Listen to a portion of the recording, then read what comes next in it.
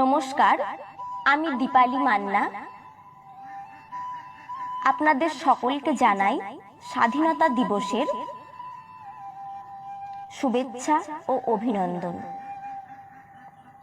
আমরা সকলেই জানি পতাকার তিনটি রং, কিন্তু কবি সুকান্ত আচার্য তার কবিতায় পতাকার 5টি রঙের বর্ণনা দিয়েছেন একটি শিশুর বক্তব্যের মধ্য দিয়ে।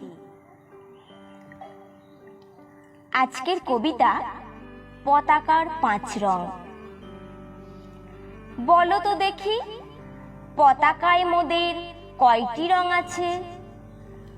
শিক্ষক এসে শুধালেন হেসে দ্বিতীয় শ্রেণীর কাছে।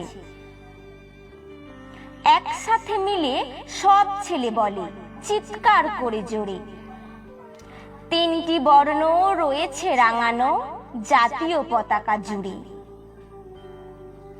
শ্রেণীর পিছনে বেঞ্চের কোণে শিশু ছিল এক বসে।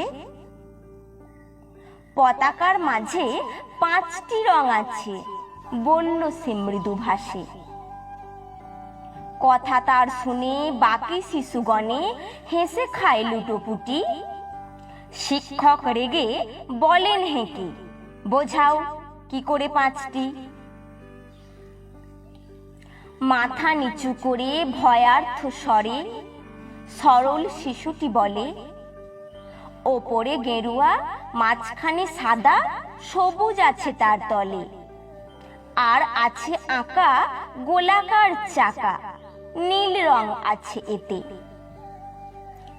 শিক্ষক বলে, এটিকে ধরলে তবুও হচ্ছে 4টি।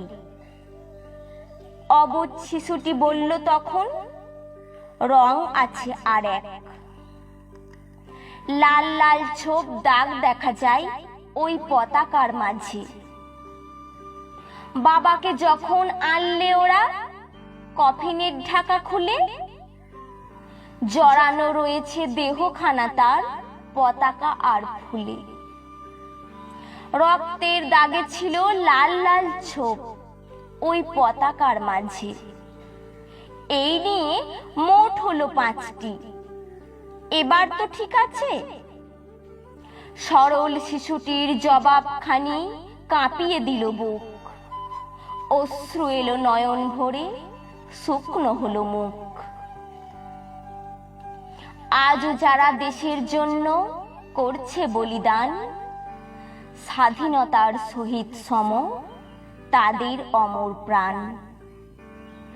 হয়েছে স্বাধীন, পেরিয়ে গেছে 74টি বছর। দেশ বাঁচাতে যাচ্ছে যে প্রাণ, রাখছে কি তার খবর?